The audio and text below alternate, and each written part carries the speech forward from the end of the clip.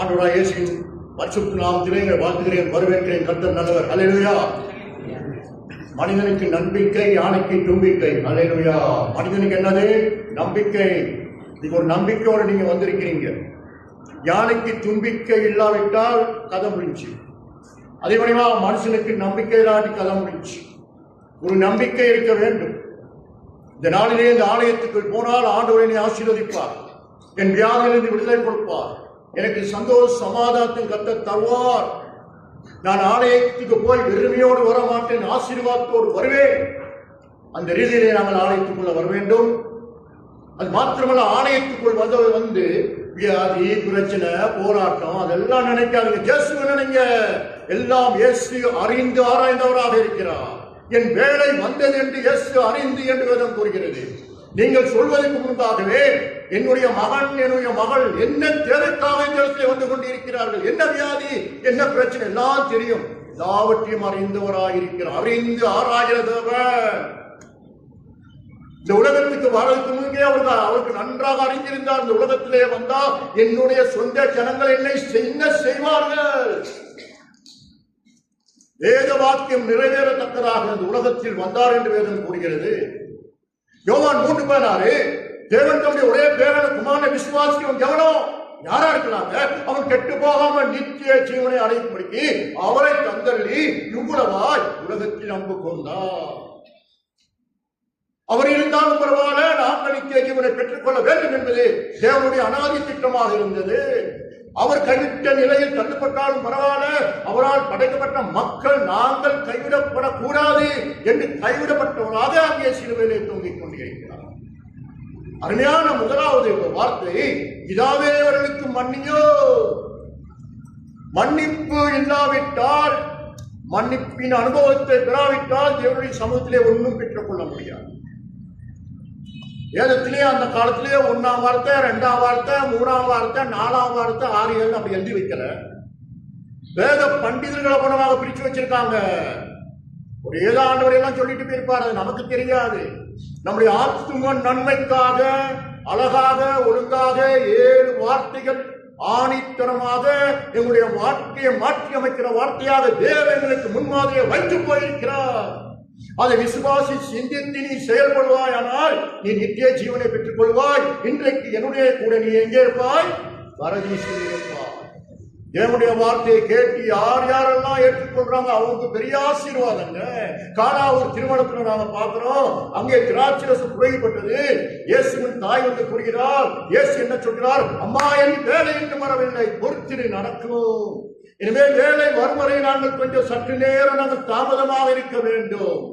தொடர்ந்து நாங்கள் தாமதாக நிச்சயமாக வேலை வரும்.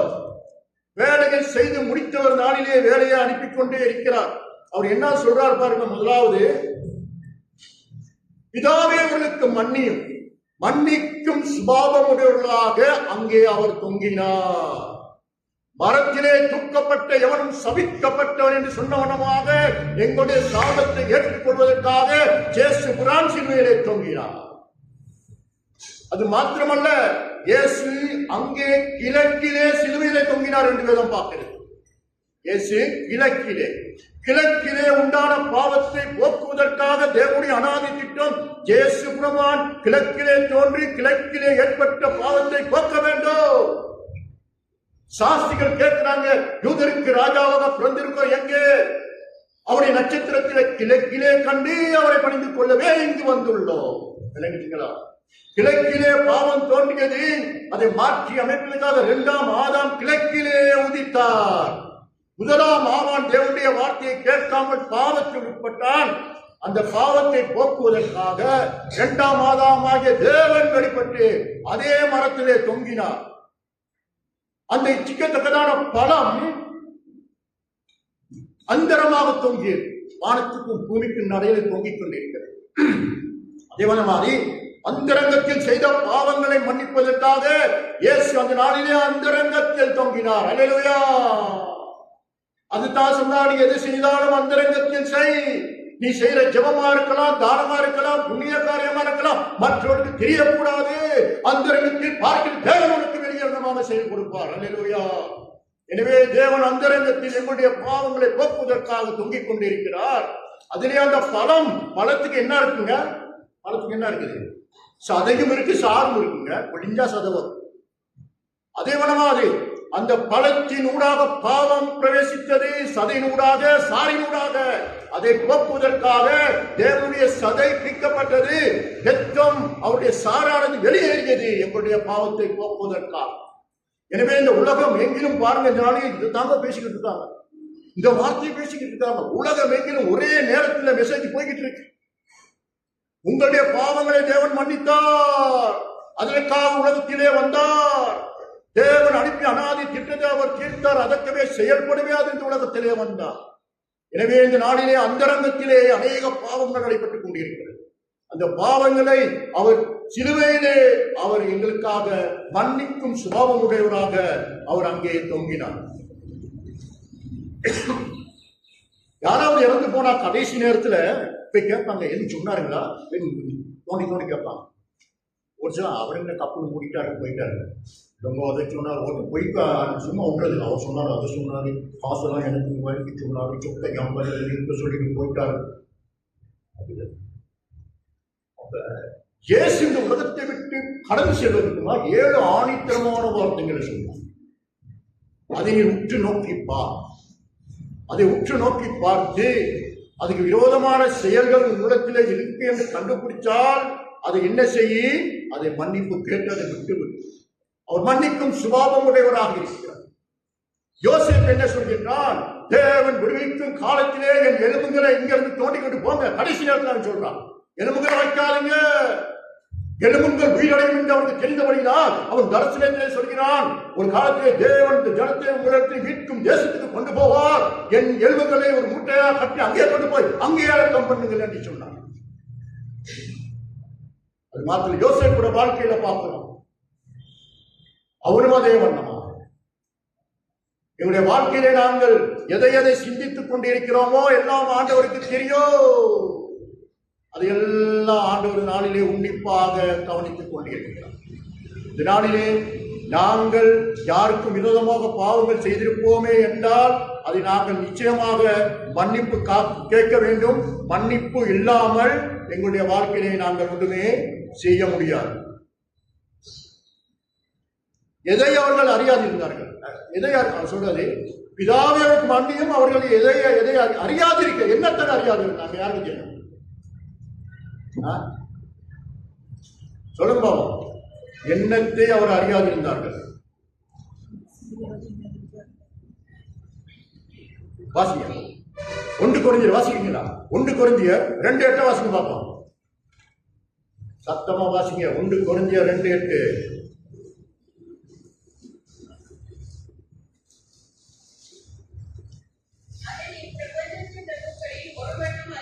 அதை பிரபஞ்சத்தின் பிரபுகளில் பிரபா இருக்கலாம், ஆண்டியா இருக்கலாம், அரசனா இருக்கலாம், யாரும் அறியவில்லை. எதை அறியாமல் இருந்தார்கள்? வாசிங்க.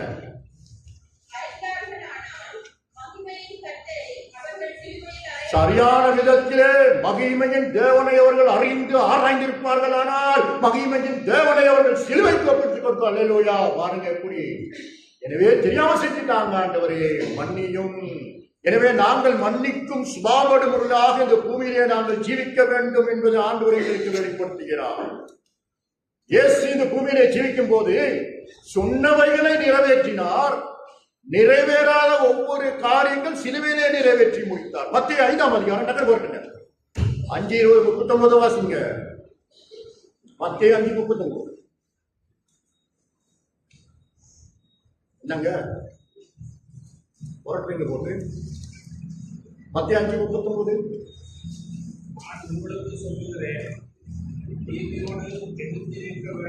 நான் உங்களுக்கு சொல்லுகிறேன், ஆண்டவர் அன்று சொல்றது நானும் நீதியோடு எதிர்த்து நிற்காதுங்க.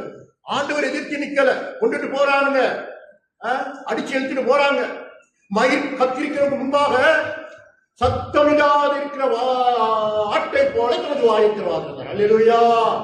நாங்களும் யாரா எடுத்துட்டு போனா சத்தம் போட்டு அடிப்பாங்க. வாயை திறந்து ஆடி எதிர்த்து நிற்காத. வாசிங்க.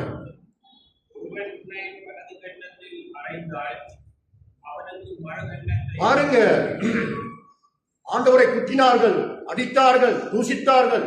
ஈட்டியால் விழாவிலே குத்தினார்கள், முள்முடி சுட்டார்கள், தாடியை பிடிங்கி இழுத்தானுங்க. அவங்கள பார்த்து சொல்றாரு, ஆண்டவரே இவர்களை மன்னிங்க. ஆண்டு சுபாவத்தை பாருங்க. நீங்க ரோட்ல போறீங்க, படார்னு ஒருத்தன் அரைஞ்சிட்டா, சரி இந்த பக்கம் ஆரம்பி, சரி இங்கிட்ட ஒன்று கொடுங்கன்னா அவன் பிசுண்டு அரைய மாட்டான்.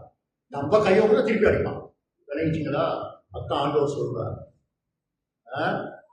வாசிங்க, அடுத்தது வாசிங்க, 44 வாசிங்க. அழகா சொல்றார், வாசிங்க. அந்த 44ஆம் வசனத்துல 4 காரியங்கள் இருக்கிறது. ஓனா பார்ப்போம். 44ஆம் வசனம் 4 காரியம். முதலாவது, நான் உங்களுக்கு சொல்லுகிறேன், சத்துருக்களை நேசிங்க. நேசிச்சு காமிச்சாருங்க. முதலாவது தான் செஞ்சார். சத்துருக்களை நேசிக்காவிட்டால் இயேசு எங்களை நேசி. அவ்வளவுதாங்க. நீ பிறனை நேசிக்காவிட்டால் உன்னை நேசிக்க மாட்டார். நீ நேசிச்சு பாரு, ட்ரை பண்ணி பாரு, முடியாத காரியம் செஞ்சு பாரு. நான் சொல்றேன், வாசிங்க. சபிக்கிறவர்களே அந்த காலத்துல தான் ஆட்சி மண் நாசமா போவான், மண்ணை வாடி போடும். இந்த காலத்துல அது குறவு தெரியாது. இந்த காலத்துல உள்ளவங்க அந்த காலத்துல ஆட்சி நாசமா போட. போன புதுசுல நாவக்குடாவில் சில பேர் என்னோட அட்டாக் பண்ணி வந்தாங்க. அந்த குடு தண்ணி நான் எதிர்த்து நின்றேன். அடிச்சு போட்டாங்க, பட்டாங்க எல்லாம். அவங்க சாரம் கட்டிப்பா இங்கே தான் உங்களுடைய கட்டுவாங்க. நீ கண்டுக்கப்படாது. ஆனால் என்ன செய்யறது, நிறைய பேர் சுற்றிட்டு இருக்காங்க. அது ஓடையில பாலைவனம் மாதிரி ஞாபகம் ஒரு ஆட்சி வந்துச்சு. நாசமா போங்கடா, இந்த பாத்திரையாண்டா பண்றீங்க, நல்ல மனுஷன்டா. எங்கன்னா எப்படி கடவுள் அனுப்புறாங்க. இப்ப எனக்கு தெரியும் அந்த மனுஷன் பாவம் செஞ்சிச்சு. இப்ப எனக்கு புரியுது. சரியா? அவர் ஆள சொல்றாரு, சபிக்கிறவர்களே நல்லா இருங்க, போயிட்டு வரீங்க. சத்தம் போட்டு போதகர் இருக்காரு, யாராவது ஏச தொடங்கிட்டா, ஐயா நான் போயிட்டு வரேன். இன்னும் இருக்கிறார், யாரும் உங்களுக்கு தெரியாது. யாரோ 4 பேர் ஏச தொடங்கிட்டா சபையில, அம்மா போயிட்டு வரேன், முடிஞ்சு கதையா. நல்லதுங்க. அங்க இருந்து கதைக்க போனதான் பிரச்சனை. அப்ப சொல்றாரு, சத்துருவை நீங்கள் சபிக்கிறவர்களை ஆசீர்வதிங்க. அடுத்தது, எல்லாரும் இயேசுவை பகைத்தார்கள். எல்லாரும் பகைச்சாங்க. நன்மை செஞ்சார். நன்மை செய்கிறவராக இந்த உலகத்திலே சுற்றி திரிந்த ஒரே ஒரு மனுஷன் ஆண்டவராகிய இயேசு கிறிஸ்து. நம்ம நன்மை செய்யுங்க. இந்த நாள் நன்மை செய்யும் நாட்களாக இருக்கிறீங்க. எந்த நாட்கள்? உபவாச நாட்கள். நாங்க என்ன செய்யறோம்? ஒரு வீட்டுல 10 பேர் இருந்தா 5 நாத்த பாடம் சாப்பிட்டு இருந்தா 10 நாள் சாப்பிடாம இருந்தா அது ஸ்டொக் ஆகிடும். மாவு, ரொட்டி, சீனி எல்லாம் ஸ்டொக். நம்ம உபவாசம் வந்து ஸ்டொக் பண்ணிக்கிறோம் வீட்டுல. விளங்கிச்சிங்களா? ஸ்டொக் பண்ணாத.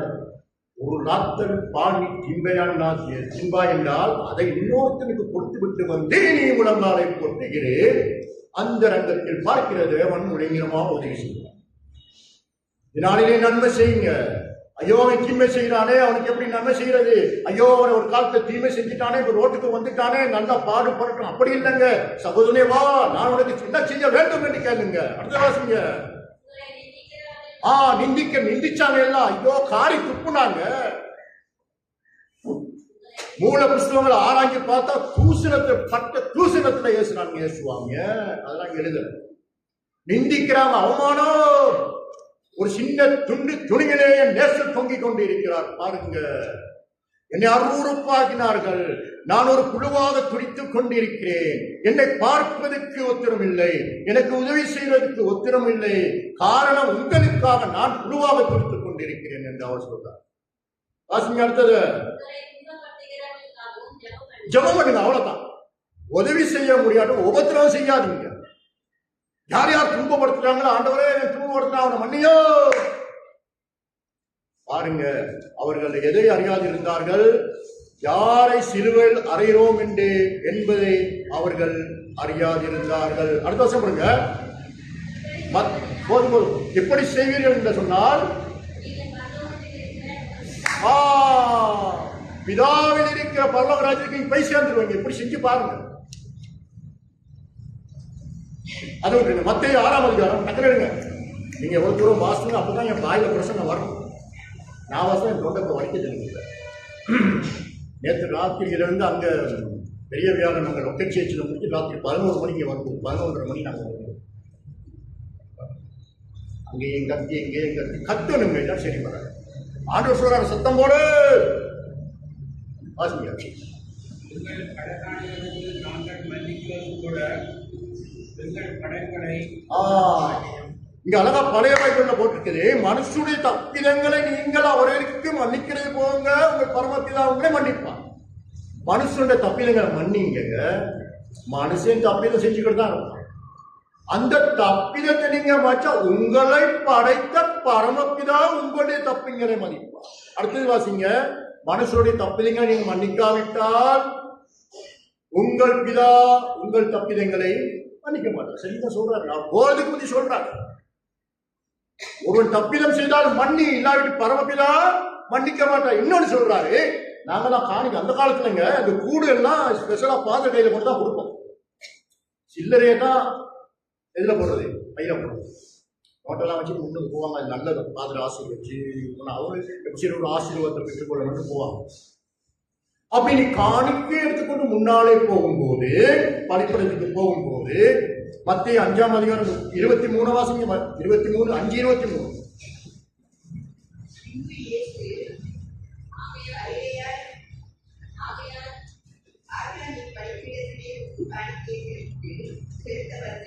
பலிபீன தண்டையிலே உன் காணிக்கையை செலுத்த வாராய் வந்தபோது வாசிங்க, உன் பேரில்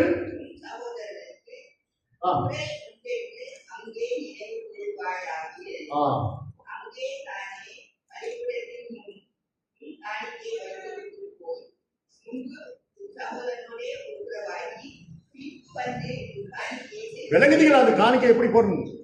நீங்க ஒரு 10,000 கொண்டு வந்துட்டீங்க, யாருக்கும் அநியாயம் செஞ்சுட்டு வந்திருக்கீங்க, எங்க மனசுல பேசி கத்து அங்க வந்து பையில போடுறதுக்கு முந்தி கொஞ்சம் நினைச்சு பாரு. கரம் பிடிச்ச ரத்தமா, கரம் பிடிச்ச ரத்த கரைகள் உள்ள கரங்களா இருப்பாரு. யாருக்கும் அப்படி நீ அநியாயம் செஞ்சிருந்தா அந்த 10,000 ரொக்கத்தை அப்படியே பலிபீடத்துல வச்சுட்டு நேரா போயிட்டு அவன் காலில் வந்து மன்னிப்பு கேட்டுட்டு பிறகு வந்து அப்பா அது எடுத்து போடு. ஏன் வச்சுட்டு போக சொல்றாங்க 10,000? அம்மா சொல்லுங்க. அவன் 10,000 எடுத்து போனா வரமாட்டான், அப்படி கிடக்குறாரு. வச்சாக்கு வருவான், அப்படியே காணிக்கை வச்சுட்டு வந்துட்டோமே, வச்சுட்டு போ. நீ எடுத்துட்டு போறதா எனக்கு பிரச்சனை இல்லை, உனக்கு மன்னிப்பு வச்சுட்டு போ.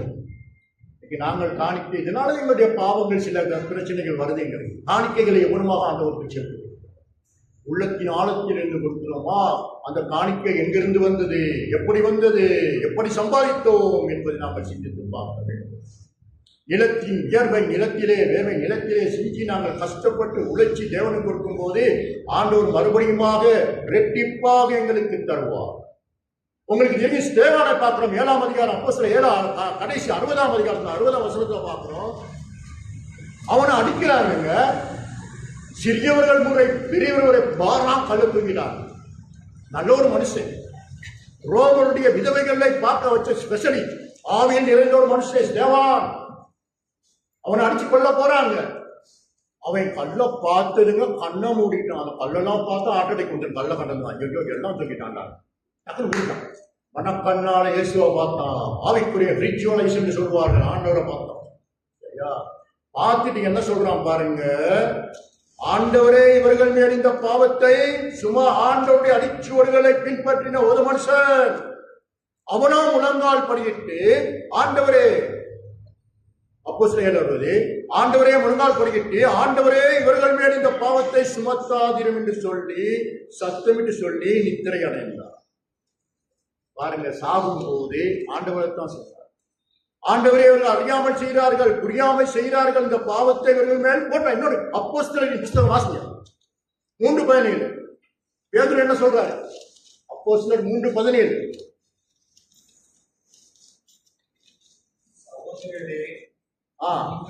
உங்கள் அதிகாரிகளும் அறியாமையினாலே இந்த செய்திகள் என்று அறிந்திருக்கிறேன். சகோதரன், நீங்களும் உங்கள் அதிகாரிகளும் அறியாமையினாலே இதை செய்தீர்கள், சிலுவைக்கு அவர்கள் ஆணி அடித்தீர்கள் என்று நான் அறிந்திருக்கிறேன். எனக்கு அநியாயம் கொண்டு உங்களுடைய அறியாமையை மன்னிப்பதற்காக தேவன் சிலுவையிலே தொங்கினார். இந்த நாளில நாங்கள் தெரியாமல் சில பாவங்களை செஞ்சிருக்கலாம். எனக்கு சொல்றாங்க, அறியாமல் உள்ள காலங்களை தேவன் காணாதவர் போல இருக்கிறார். இப்பொழுதோ மனம் திரும்புகிற என்று உலகம் எங்கில் உள்ள மக்களுக்கு சொல்கிறார். அல்லேலூயா. அறியாமல் உள்ள பாட்டன் கூட்டம் காலத்துல செஞ்ச பாவத்தால, ஐயோ அந்த காலத்துல 5 பேரை நான் பொண்ணு கூட்டேனே, அதை செஞ்சுட்டேன், அதெல்லாம் கவலைப்படாது, அதெல்லாம் நடக்கும். அவர் சொல்றாரு, அறியாமல் உள்ள காலங்களை தேவன் காணாதவர் போல இருக்கிறார். இப்பொழுதோ உலகம் எங்க மக்களுக்கு மனம் திரும்புங்கள் என்று சொல்றார். இந்த மனம் திரும்புவது முக்கியமான ஒரு காரியமாகும். இயேசுவுக்கு முன்னோடியாக யோவான் ஸ்நானகன் சொல்றான், மனம் திரும்புங்கள் பரலோகராஜ்யம் சமாரி. இயேசு வந்தார், அதைத்தான் கூவினார். அவர் சீசர்கள் வந்தாங்க, அதைத்தான் நீங்கள் மனம் திரும்பாவிட்டால் இருந்த வண்ணமாக அவ்வண்ணமாக கெட்டு போவீர்கள். வேண்டுமா உங்களுக்கு? எனவே பாவங்களை செய்யாவிட்டால் இருந்தவனமாக கெட்டு பாவத்தை அறிக்கவிடாவிட்டால் மற்றவனுக்கு மன்னிக்காவிட்டால் மன்னிக்கும் இயேசுவின் சுபாவம் உங்களிலே இருக்க கடவுது. இயேசு நன்மை செய்கிறவராக இந்த உலகத்திலே சுற்றி திரிந்தார், எல்லாவற்றையும் அறிந்திருக்கிறார். எனவே எங்களுடைய அறியாமையை இன்னைக்கு மன்னிக்க போகிறார். உங்களுக்கு ஒருவேளை இன்னைக்கு வியாதியோடு வந்திருக்கலாம், பயப்படாதீங்க. எனக்கு எவ்வளவு வியாதி வந்து நான் இல்லாத முடியடிச்சு இருக்கேன், இல்லைங்களா? பயப்படாதீங்க. இயேசு உங்களோட இருக்கிற தெரியும், இருதயத்தோடு கட்டியிருக்குங்க, பார்த்துவோம். எனவே நீங்கள் நன்மை செய்கிறவர் அறிந்து அறியப்படுத்தினார், எல்லாவற்றையும் அறிந்து படுத்தினார். சரியா? என் வேலை வந்தது. எனவே இந்த நாளிலே நாம் என்ன செய்யணும்? சும்மா மன்னிக்கும் சுபாவம் உடையதாக இருக்கிறது. என்னுடைய பாவங்களை நீங்கள் மன்னிக்காவிட்டால், மனுஷனுடைய பாவங்களை நீங்கள் மன்னிக்காவிட்டால் ஒரு காலம் உங்களுடைய பாவங்களை மன்னிக்கலாம். அறியாமையினால் செய்த பாவங்களை மன்னிக்கப்படும். இனி நாங்கள் புது மனுஷனாக மாற வேண்டும். எங்களுடைய பாவம் சாபம் எல்லாருமே சிலுவையிலே தொலைத்து விட்டார், எல்லாருமே சிலுவையிலே செய்து முடித்து விட்டார். நாங்கள் சந்தோஷமாக இருக்கலாம் என்ற அந்த திட நம்பிக்கையில் நாங்கள் இருக்கணும் என்றால் ஒவ்வொரு ஆசீர்வதிப்பாராக. ஆமென்.